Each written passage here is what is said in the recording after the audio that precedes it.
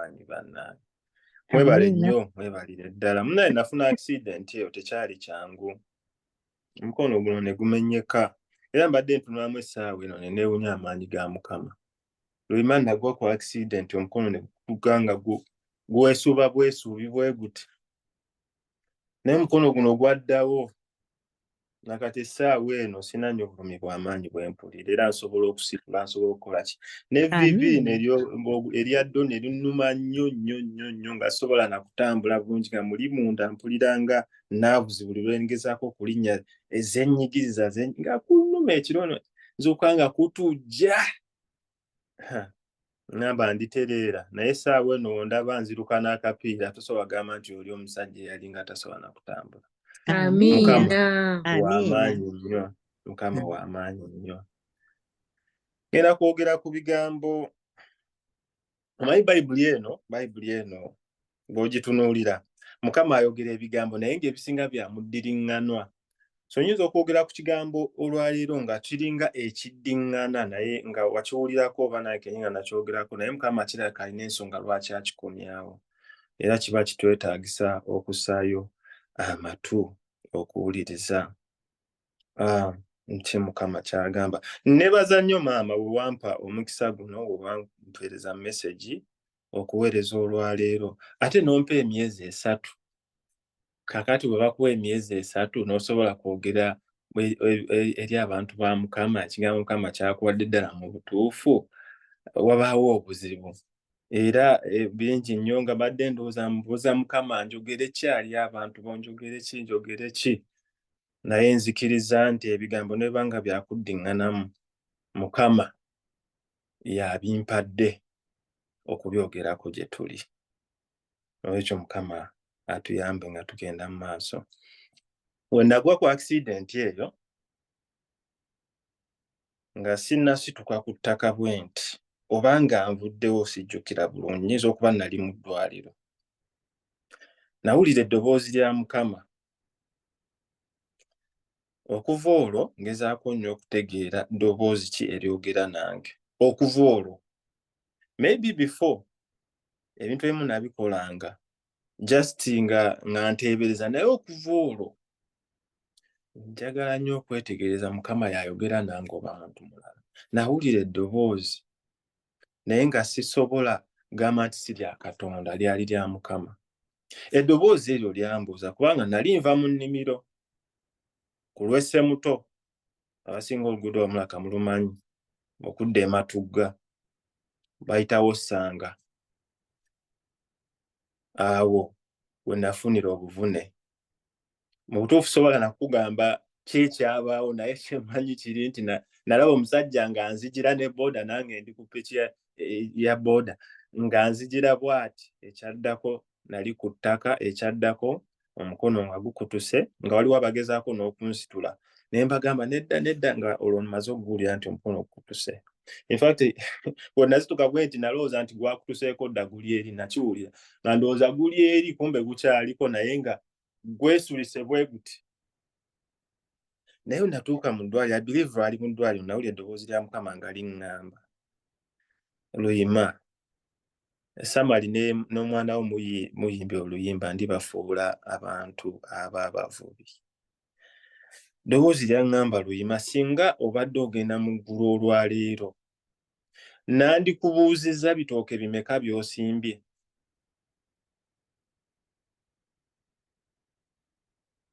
Ddoboozi eryo nkyalijjukira. Nandikubuuzizza bitooke bimeka by'osimbye.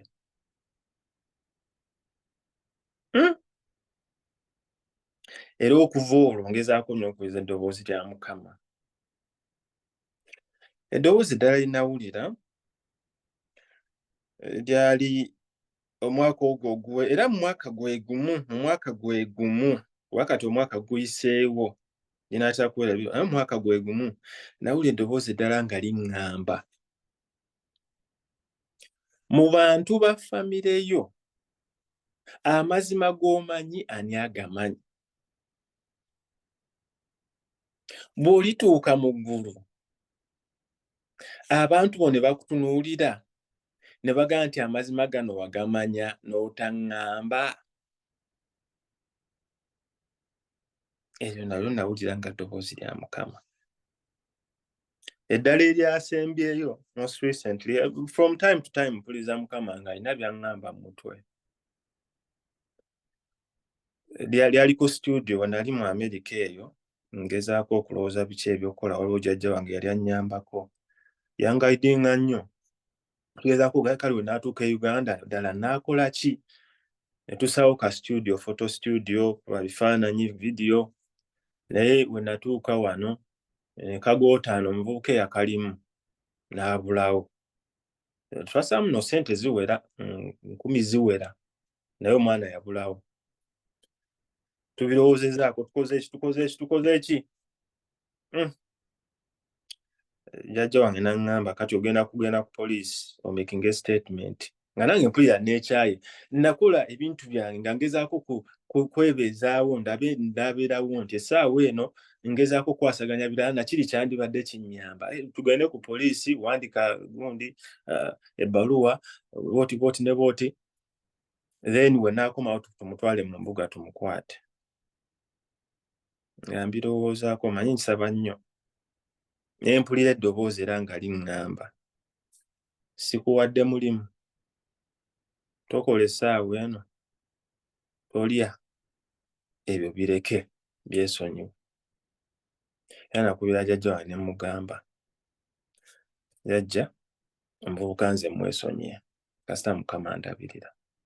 Eddoboozi lya Katonda. Abaagalwa, tuli mu lutalo olunene. Tuli mu lutalo ssematalo. Olutalo lwatandikibwa mu ggulu nga Setaani awakanya ebigambo bya Katonda, awakanya gavumenti ya Katonda. N'asuulibwa n'awakanya ebigambo bya Katonda mu Edeni. Ebyavaamu ffenna tubimanyi bulungi. Tuli mu lutalo olunene abaagalwa, wakati w'ekigambo kya Katonda n'ekigambo ky'omuntu omulala, wakati w'ekigambo kya Katonda n'ekigambo kya Setaani. Lutalo lunene omwagalwa, era luli mu butuufu oyinza okwebuuza nnyimiridde ntya. Omanyi Bayibuli eno waliwo Pawulo waawandiikira mu Luzungu n'agamba examine yourselves to see whether you stand in the faith. Weekebere, nnyimiridde ntya mu kukkiriza. Olutalo lunene. Era Yesu kyava agamba mu Matayo 24:11 nti walisituka bannabbi ab'obulimba ne balimba bangi. Oba olina Bayibuli yo ng'obikkula osobola okulaba ebigambo ebyo. Ebintu ebimu nnyinza obutabisoma, nnyinza okuparaphrase nga banzijukidde. Matayo 24:20 walisituka bannabbi ab'obulimba bangi era balimba bangi. Omanyi Bayibuli eno lwengisoma nga neetunulamu, balirimba bangi, nze ndi ku sayidi ki? I hope nti ndi ku sayidi ya Yesu. 24:24 nti era bakristo ab'obulimba ne baddabi ab'obulimba balisituka, era singa kisoboka baliyinza n'okulimba abalonde. Mukyala White agamba bw'ati ti mu biseera ebyo eby'oluvannyuma emunyeenye nnyingi ezibadde zaaka ennyo era nga tuzeenyumirizaamu zijja kuzikira mu kizikiza eky'amaanyi ennyo. Tuli mu lutalo lunene wakati w'ekigambo kya Mukama n'ekigambo kya Setaani.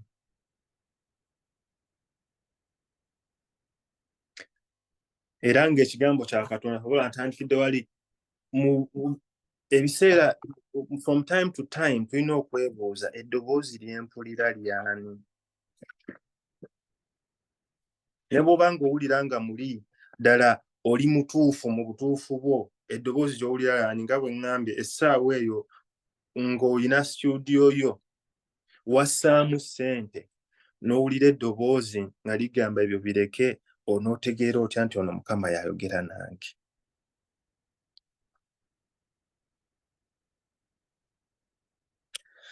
Waliwo ebigambo Sawulo bye yayogera mu bulamu bwe emirundi n'emirundi. Ebigambo bino byagendanga bwe biti: nalabye nga abantu, naye abantu bano kye wagamba Mukama nakiwulidde, naye abantu bano bino yabyogera ng'amaze okukwatibwa mu bujeemu. Abantu bano abayimiridde wano, abooluganda mbeegayirira, bwe tuba nga tuwulidde eddoboozi lya Katonda nga lyogera naffe, ssekinnoomu. Mukama ayogera ebiseera bingi eri ekibiina, naye ate ebiseera bingi ayogera eri buli muntu. Ekiseera kye tulimu kya bulimba bungi nnyo, abooluganda, kya bulimba bungi nnyo. Sitaani w'atuukira okulimba omuntu n'amugamba nti omusajja n'omusajja basobola okubeera awamu, omukazi n'omukazi basobola okubeera awamu, n'abamu mu kkanisa ne bakikkiriza nti ekyo kituufu, bulimba bwa Nnabakyowa. Naye ng'ekigambo kya Katonda kigamba kitya?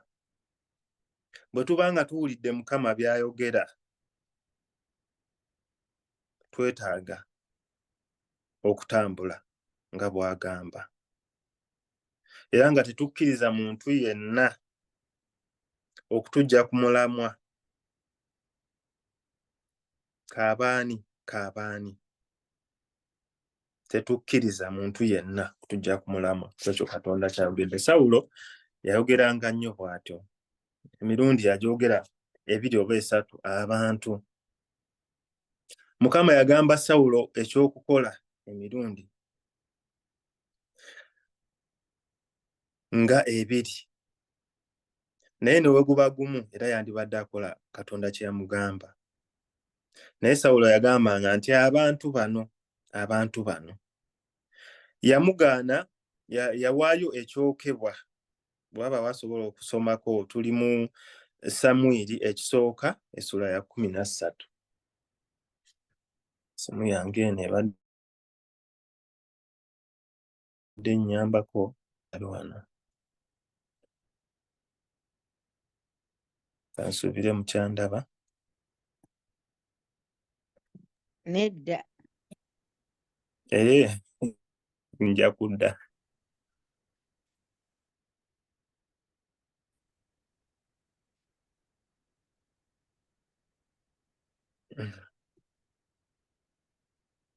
Agambye Samwiri ekisooka mmeka? Essula ya 13.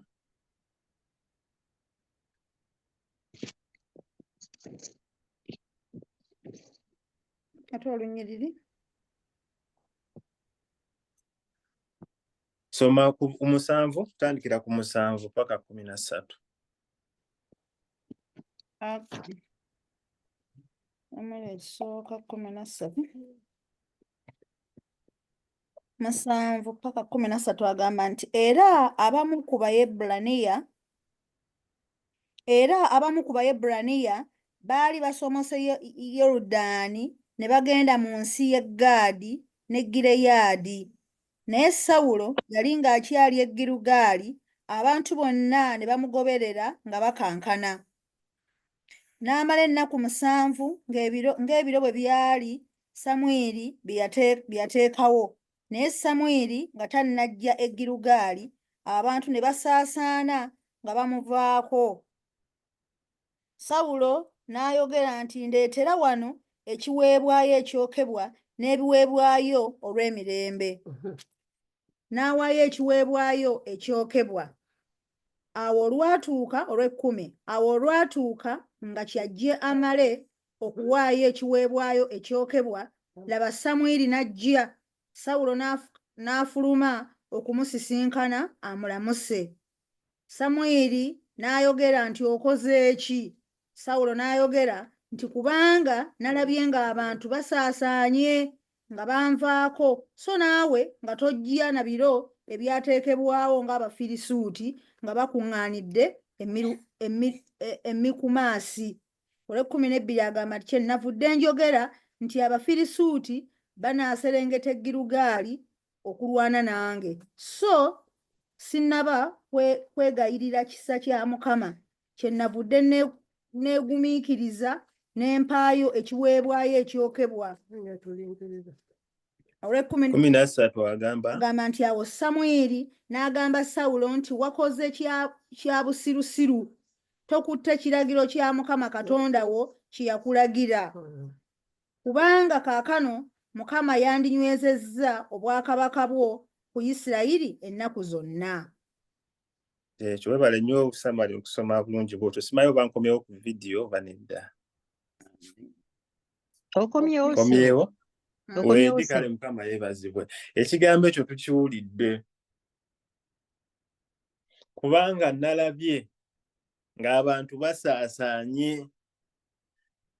Walabye ng'abantu basaasaanye naye Katonda yagamba ki? Ebiseera ebisinga abooluganda tutunuulira abantu. Anange mwendi. Tutunuulira abantu. Nalabye nga basaasaanye naawe tojja. Naye ekigambo kya Katonda kigamba kitya? Ekiragiro kya Katonda kigamba kitya? Era Samwiri amaliza amugamba kye wakoze kya busirusiru. Tokutte ekiragiro kya Mukama Katonda wo kye yakulagira. Kubanga kaakano Mukama yandinywezezza obwakabaka bwo ku Isirayiri ennaku zonna. Tokutte ekiragiro. Mukama alina ebiragiro bingi. Mukama alina by'ayogera naawe owooluganda, ffe gye tutali alina by'akugamba. Nkusaba n'obwombufu bungi nnyo bw'obanga owulidde eddoboozi lya Mukama ng'ayogera naawe individually, toleka muntu yenna kukujja ku mulamwa. Kwegayiridde. Bw'obanga owulidde n'omanya nti ono Yesu Kristo yayogera nange bw'abaani, tova ku kigambo kya Katonda. Ku lw'abantu. Nalabye ng'abantu basaasaana. Ate Samwiri ekitabo kye kimu anaasoma tusomereyo essula ya 15 tuve ku lunyiriri olw'omusanvu era.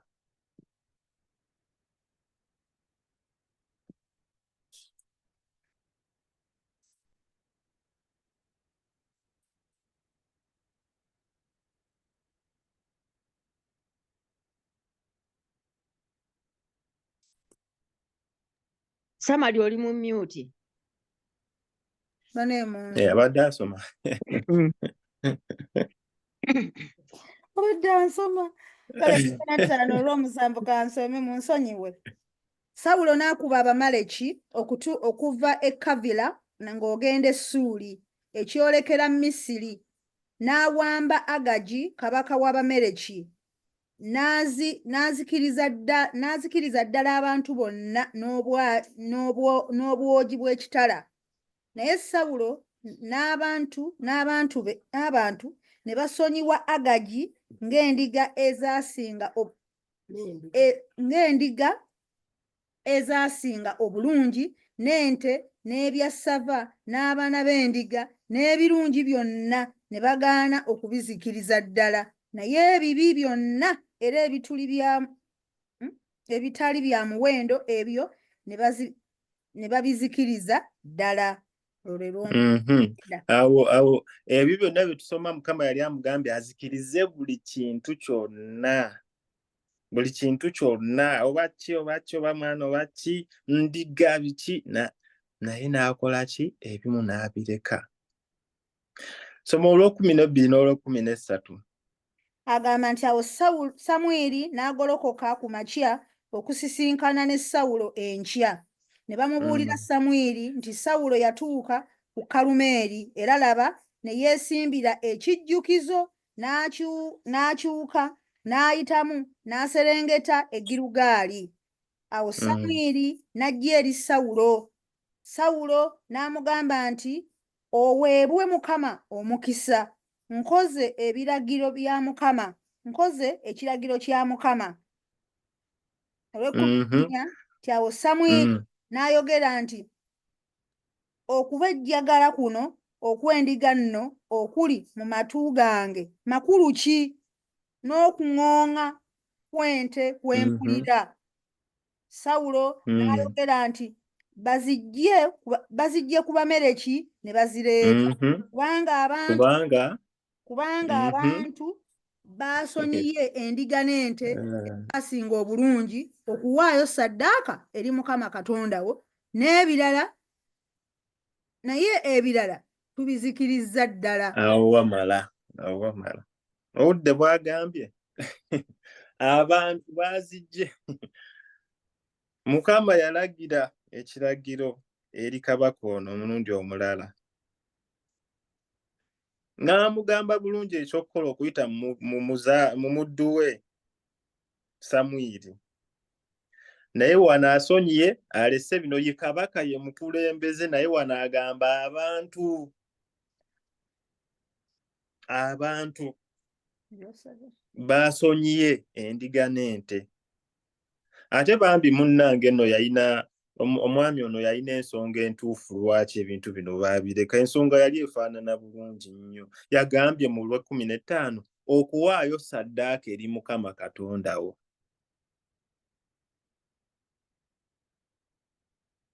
Samwiri wansi awo amuddamu n'amugamba nasoma nti Mukama alina essanyu lingi nnyo olwa ssaddaaka okusinga okuwulira eddoboozi lye.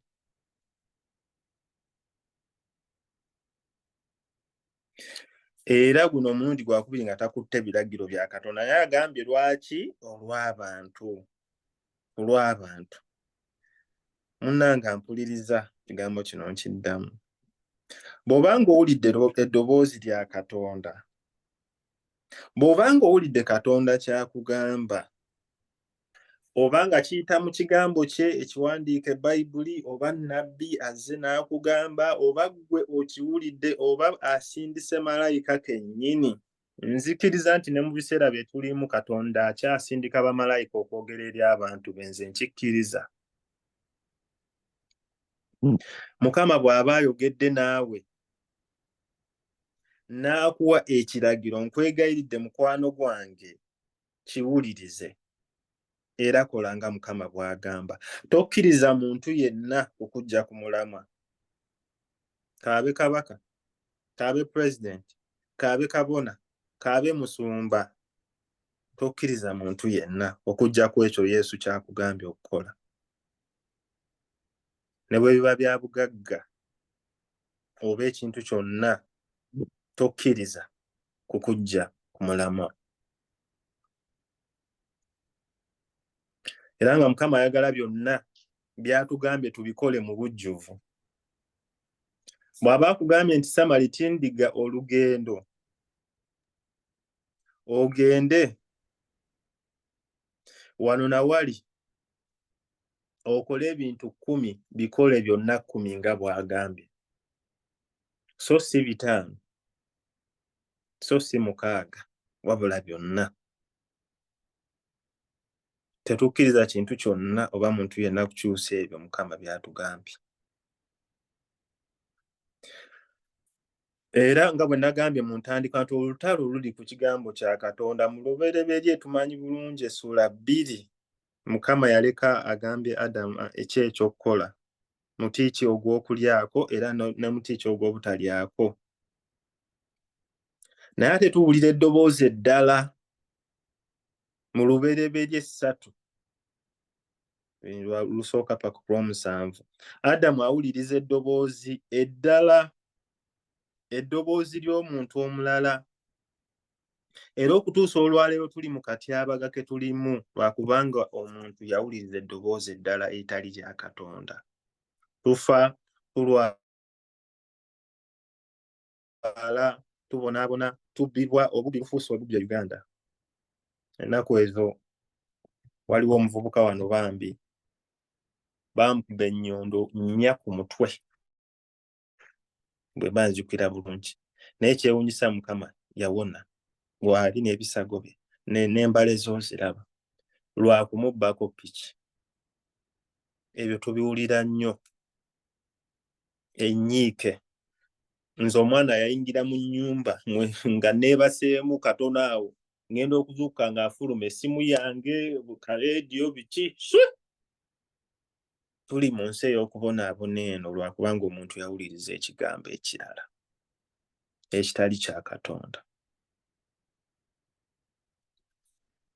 twetaaga okuwuliza eddoboozi lya Katonda era tukole nga bw'ayagala. Twetaaga okuwuliza eddoboozi lya Katonda tukole nga bw'ayagala. Tetukkiriza muntu yenna kutujja ku mulamu. Bassekabaka ekisooka abadde ansomerako awo tuli mu ssuula ya 13.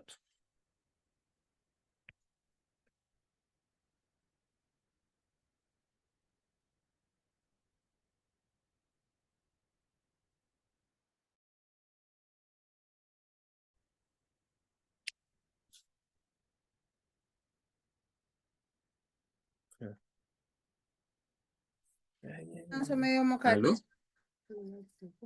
13 mmeka? Nve ku lunyiriri olusooka. Naye kansooka ensomeyo mangu wano munnaye naye kangezeeko. Awo laba ne wajja omusajja wa Katonda ng'ava mu Yuda olw'ekigambo kya Mukama n'ajja e Beseri. Awo Yeroboamu yali ng'ayimiridde awali ekyoto okwoteza obubaane. Awo n'ayogera waggulu ku kyoto olw'ekigambo kya Mukama n'ayogera nti, "Ayi ekyoto, bw'atyo bw'ayogera Mukama nti, laba, omwana alizaalibwa ennyumba ya Dawudi, erinnya lye Yosiya, era ku ggwe kwaliweerayo bakabona b'ebifo ebigulumivu abootera obubaane ku ggwe, era baliweerayo ku ggwe amagumba g'abantu." N'awa akabonero olunaku olwo n'ayogera nti, "Kano ke kabonero Mukama k'ayogedde, laba, ekyoto kiryatika n'evvu erikiriko liriyiika." Awo olwatuuka kabaka bwe yawulira ekigambo ky'omusajja wa Katonda kye yayogera waggulu mu kyoto, yogera nti, "Mumukwate n'omukono gwe gwamugololedde nga ne gukala ne guyinza n'okuyinza n'ateka n'evvu ne liyiika okuva mu kyoto ng'akabonero bwe kaali omusajja wa Katonda ke yawa olw'ekigambo kya Mukama." Awo kabaka n'addamu n'agamba omusajja wa Katonda nti, "Weegayirire nno ekisa kya Mukama Katonda wo onsabire omukono gwange gumponyezebwe." Nate omusajja wa Katonda ne yeegayirira Mukama, omukono gwa kabaka ne gwa bwe gwali olubereberye.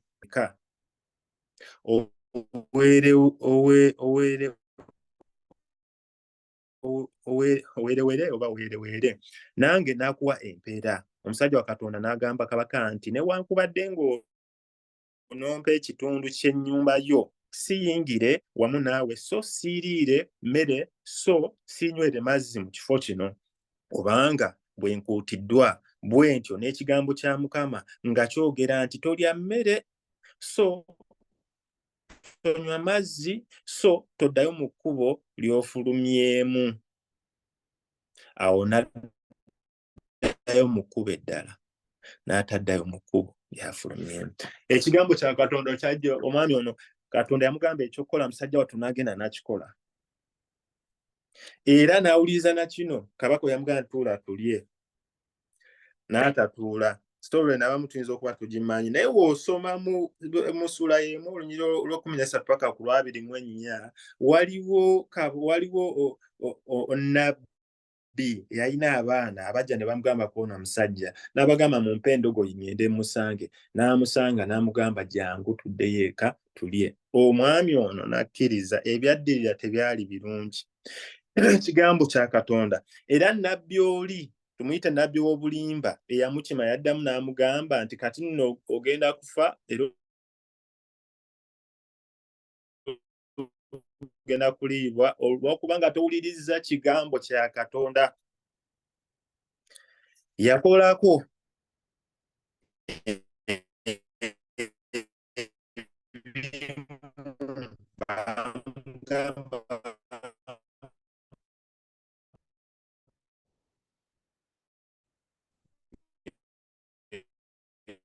genda oyogere ekyoto otaddayo nakulya mu kifo ekyo musafa. Ennaku mu Bayibuli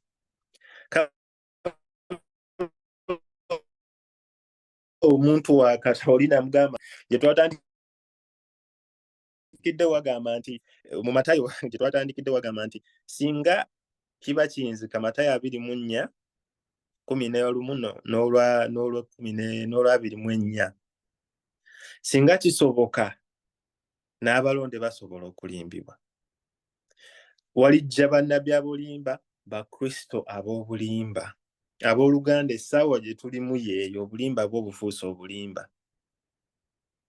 obulimba bufuuse obulimba mu kiseera kino Mukama kye yatuwa ffe ng'Abadventi abantu abamanyi Bayibuli kyegamba era nga tugezaako okukigoberera mu Yesu Kristo obulimba bufuuse obulimba naye naffe tunaddayo ng'omwami ono we yaddayo nga baamugaana okuddayo tunaddayo ne tuli emmere emabega singa oba otegeera kye ŋŋamba tunaddayo ne tukola ebyo Mukama bye yatugaana tunaddayo ne tujeemera eddoboozi lya Mukama Mukama ayagala obuulizi obutuukiridde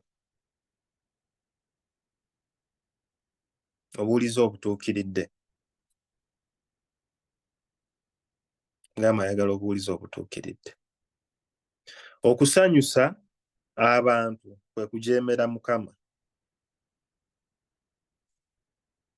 ako nsobola okaddamu okusanyusa abantu kwe kujeemera Mukama era emirundi mingi tukikola emirundi emingi tugoberera olw'okubanga gurupu nnene eyogera kino naffe ne tugoberera naye Mukama essaawa eno atuyita okubeera nga Danyeri n'emikwano gye okuyimirira nga balaba bonna bavunnama okuyimirira nga balaba bonna bakola ekikyamu Mukama ayagala tuyimirire mu kiseera kino kye tulimu ate nga kiseera kya nzikiza okusanyusa abantu kwe kujeemera Mukama weewunye nnyo ekintu waliwo Bayibuli ebintu by'osoma ne bikwasa ennaku weewunye Mukama yagaana Musa okuyingira mu Kanani okubala 28 ezimu sijja zisoma Mukama yagamba yogera n'olwazi Musa yalukuba Mukama yagaana Musa okuyingira mu Kanani olw'okubanga ekigambo kye teyakituukiriza nga bwe yamugamba Mukyala White awandiika bw'ati agamba Mukama yagaana Musa okuyingira mu Kanani okusomesa essomo eritalina kwerabirwa ebiseera byonna nti ayagala obuulize obutuukiridde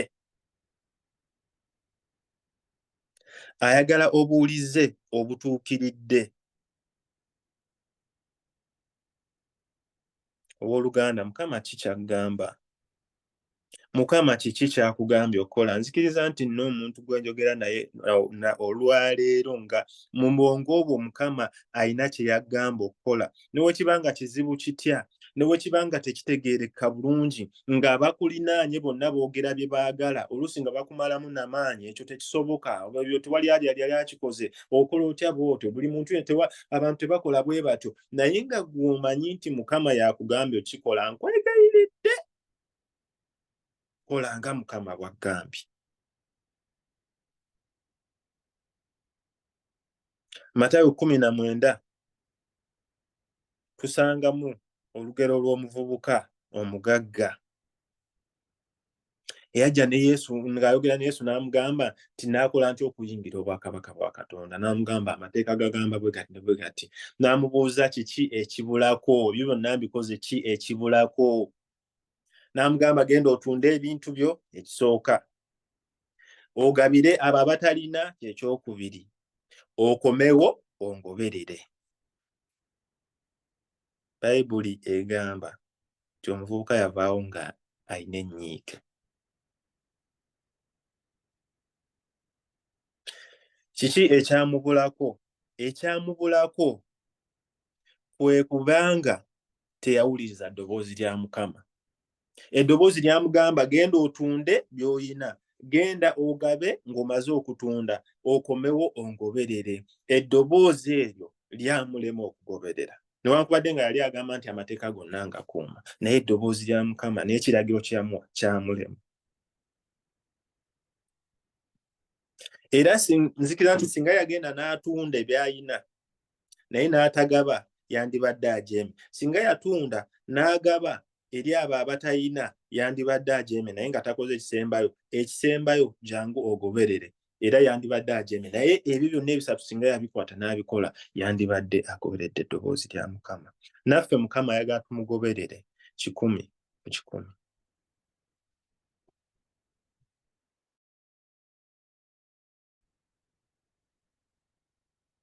Yesu agamba mu Yokaana 8:29 Samali osobola tusomerayo Yokaana 8:29.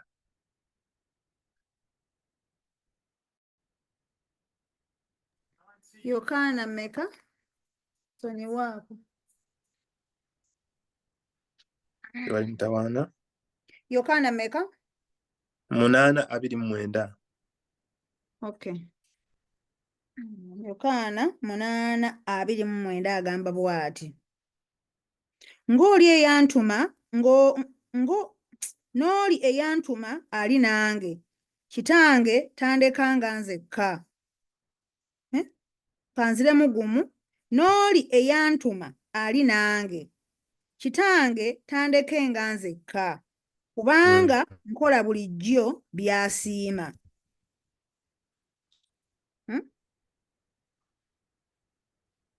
Bwe yayogera ebigambo ebyo abantu bangi ne bamukkiriza. Yokaana 8:29.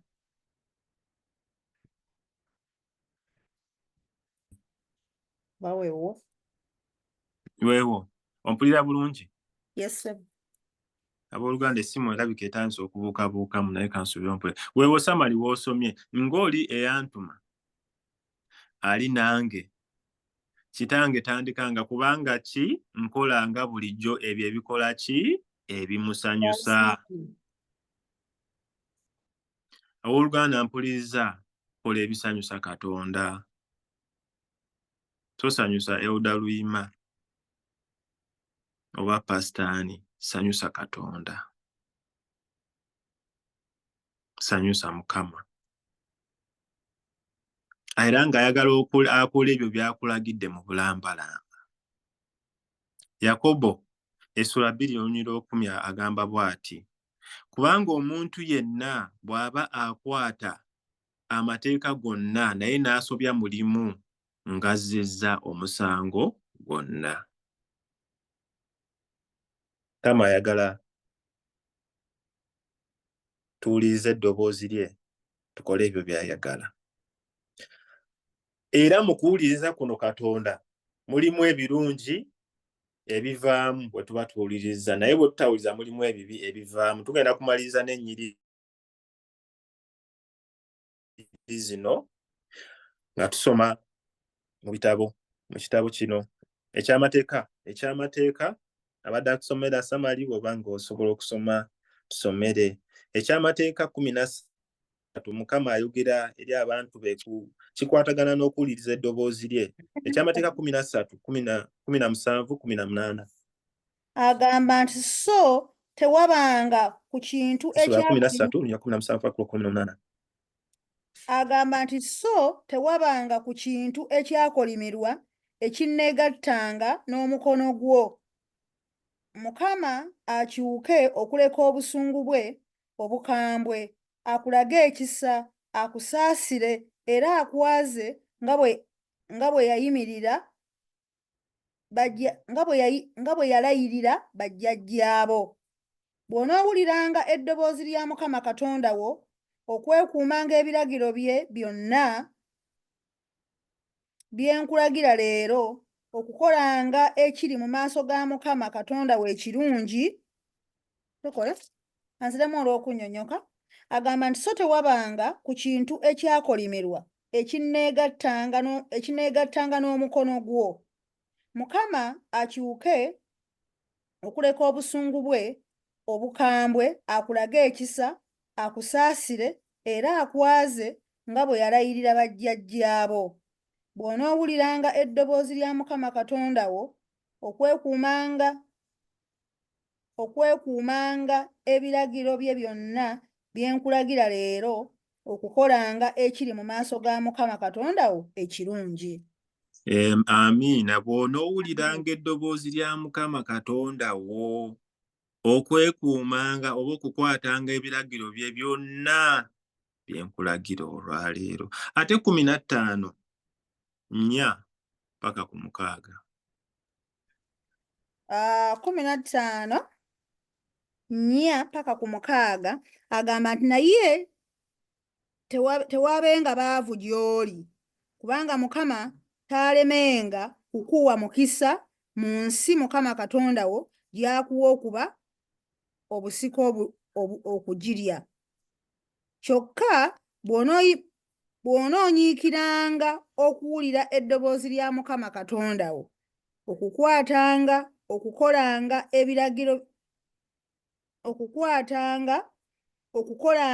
ekiragiro kino kyonna kye nkulagira leero. Amiina. Amiina. Ebyo byonna bisuubizo eri abo abawulira eddoboozi lya Mukama ne bakola by'agamba.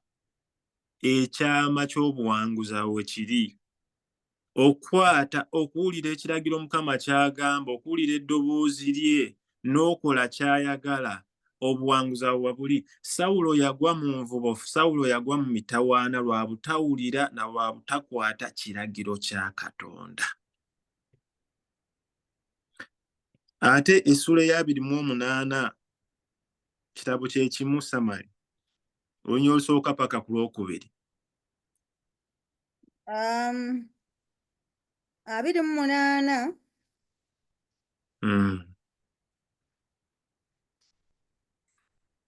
agamba bw'ati, agamba nti awo olunaatuukanga bw'onoonyiikiranga okuwulira eddoboozi lya Mukama Katonda wo, okukwata ebiragiro bye byonna bye nkulagira leero, okubikolanga, Mukama Katonda wo anaakugulumizanga okusinga amawanga gonna agali ku nsi. Amiina. Amiina. N'emikisa gino gyonna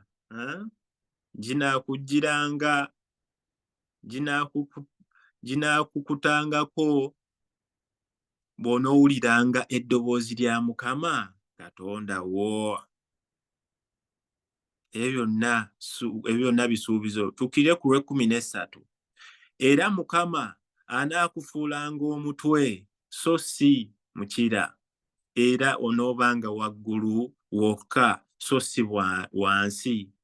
Bw'oti onoowuliranga ebiragiro bya Mukama Katonda wo bye nkukuutira leero okubikwatanga n'okubikolanga. 15 agamba atya, naye olulituuka bw'otoliwulira ddoboozi lya Mukama Katonda wo okukwata ebiragiro bye byonna n'amateeka ge bye nkulagira leero okubikola, ebikolimo bino byonna birikujjira, birikutuukako.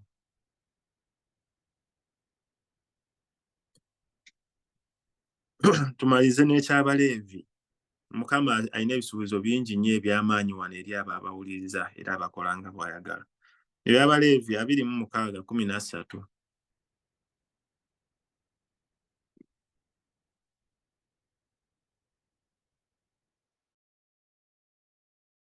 Eby'Abaleevi 16.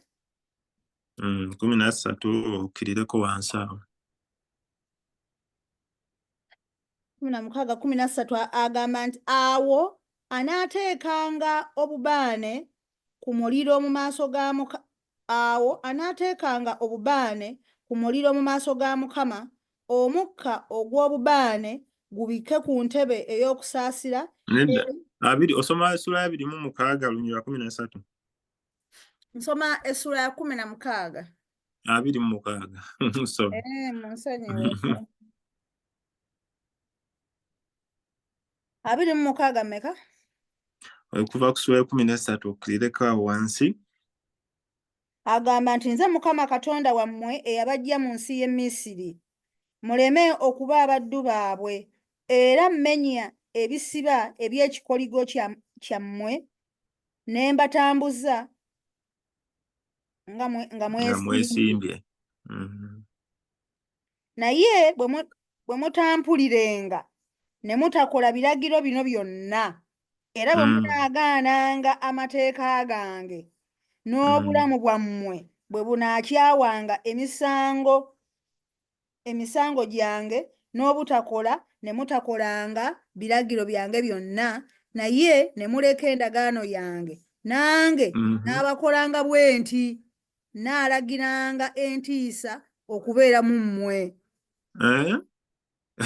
Akakono n'omukono ebinaamalangamu amaaso ne bikooziira obulamu era munaasigiranga busa ensigo zammwe kubanga abalabe bammwe banaaziryanga. Era ng'eyongereko mu maaso agamba nti era n'aboolekezanga amaaso gange nammwe munaakubibwanga mu maaso g'abalabe bammwe ababakyawa be banaabafuganga era munaddukanga nga tewali agoba. ng'oyongere mu maaso era n'ebyo byonna bye binaalemwanga okubampuliza kale ndyeyongera emirundi 7 okubabonereza olw'ebibi byammwe. Era genda olw'ebibi byammwe mu nsonyiweka 19 era munaamenyanga amalala ag'obuyinza bwammwe era munaafuulanga eggulu lyammwe okuba ng'ekyuma n'ettaka lyammwe okuba ng'ekikolimo. Wulira nno Mukama agamba ebyo byonna y'anaabikola.